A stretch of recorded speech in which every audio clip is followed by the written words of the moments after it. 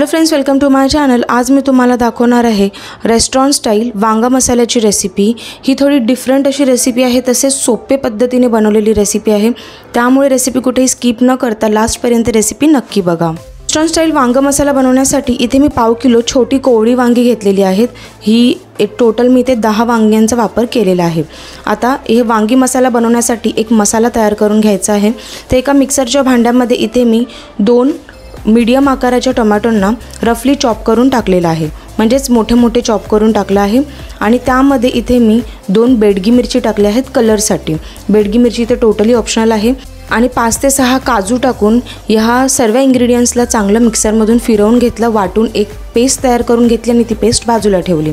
आता जे वांगी मी घेतले होते ना, तर ते वांग्यांना मी ते चिरा मारून घेतले आहेत। साईड बाय साईड बघून घेतलं की आतमध्ये काही कीड वगैरे आहे का, आणि जशी वांगी कापली तसे त्याला मी पाण्यामध्ये टाकून घेतलं, जेणेकरून वांगी जी आहे ती काळी नाही पडली पाहिजेत।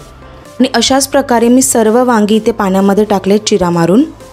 साईडला एका कढईमध्ये इथे मी तेल तापत ठेवलं होतं। तेल हलकं गरम असतानाच मी ही वांगी त्यामध्ये सोडून घेतली, पण वांगी तेलात सोडण्याआधी पहिला ती सर्व पाण्यातून काढून त्याला निथळवायचं आणि त्याच्यानंतरच मग ती तेलामध्ये टाकायची आहे।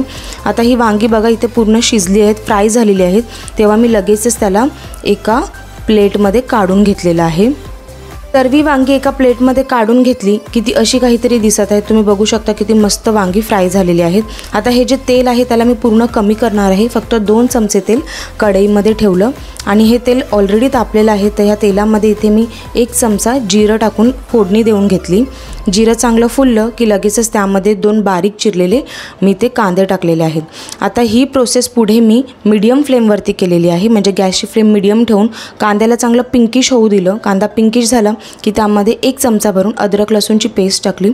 आता अद्रक लसूणच्या पेस्टला चांगलं परतवून घ्यायचं आहे कच्चेपणा जाईपर्यंत।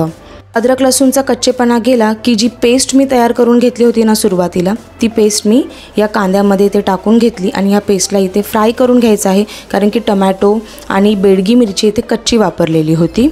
नंतरच्या भांड्यामध्ये थोडासा मसाला तसाच होता, तर त्याच्यामध्ये सुद्धा अर्धा कप पाणी टाकून मी तो मसाला या कढईमध्ये टाकून घेतला आणि लगेचच मी मसाले टाकून घेतले। तर पाव छोटा चमचा इथे मी हळद टाकून घेतली, 2 चमचे इथे मी कांदा लसूण मसाला टाकला, 2 छोटे चमचे कांदा लसूण मसाला टाकला, त्याचबरोबर अर्धा छोटा चमचा धने पावडर आणि 1 छोटा चमचा इथे मी सब्जी मसाला जो मार्केटमध्ये मिळतो तो टाकलेला आहे। असेल तर टाका, नसेल तर हरकत नाही।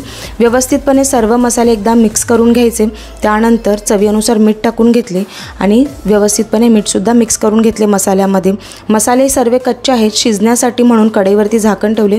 गॅसची फ्लेम मंद ठेवली 5 मिनिटासाठी। 5 मिनिटानंतर कढईवरचे झाकण काढले, मसाल्याला पुन्हा एकदा मस्त मिक्स करून घेतले। मसाला करपू नये त्यामुळे मी या मसाल्यामध्ये इथे पाव कप पाणी टाकलेलं आहे। पाणी अगदी थोडं टाकायचं आहे। व्यवस्थितपणे या मसाल्याला एकदम स्टर करून घेतले, मी परतवून घेतले। तर ह्याच पॉईंटला मी इथे कसुरी मेथी टाकली आहे। 1 चमचा कसुरी मेथी घेऊन त्याला व्यवस्थित चोळून मी या मसाल्यामध्ये टाकून घेतली, तसेच मिक्ससुद्धा करून घेतली।